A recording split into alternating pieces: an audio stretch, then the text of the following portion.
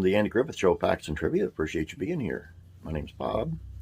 Before we get started, I ask you to please, if you have not yet, please subscribe. Please share these out on your Facebook page. I am still in Facebook jail for another few days, so if you could share them on your Facebook page, I would really appreciate it. Today's video is on Bill Irwin. He's a character actor. He was in 3 episodes of the Andy Griffith Show, and it's going to surprise you who he turned out to be. It surprised me anyway. But on the Andy Griffith Show, and my computer is still very slow, he was in The Stranger in Town as George Sapley. He was the one who's going to sell the gas station. He was an investor in Mayberry on Record, and in Mayberry RFD, the Mina Bird as a man at a convention. And I'll show you how he aged, and you get to know who he is. It blew my mind. Anyway, let's get started.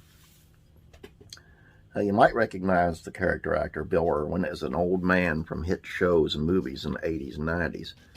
He memorably got an Emmy nomination for guest starring on Seinfeld, and in the 80s, many reporters described his appeal, praising his distinct look as what set him apart as a top-notch character actor. It's the silver hair, the wise eyes, the knowing smile, the voice filled with authority, mused a reporter from Victor Valley Daily Press in 1982.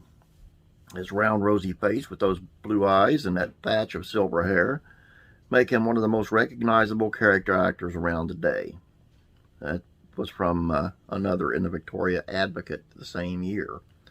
For Irwin, his celebrity was a long time coming after spending decades on TV and feeling like his face was forgettable even when he made it on hit shows like the Andy Griffith Show.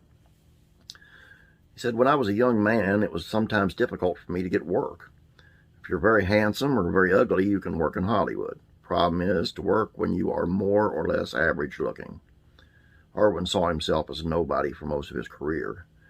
"I just had a round, honest face, and there are millions of round, honest faces around," he said. "So it's difficult at times. Now I no longer look like everyone else, so I'm working more." He kept at acting even through what he described as lean years because acting was his greatest joy. And at his core, he always believed in persistence and as his best strategy for success. "Now that I look like I do, the silver hair and the mustache to match, I'm getting better parts than I ever had before in my life," Irwin boasts. At his home in the 80s, Irwin had framed a quote above his desk that read, "Nothing in the world can take the place of persistence." In his career, which stretched from an uncredited movie parts in the 40s to memorable old man TV roles in 2006.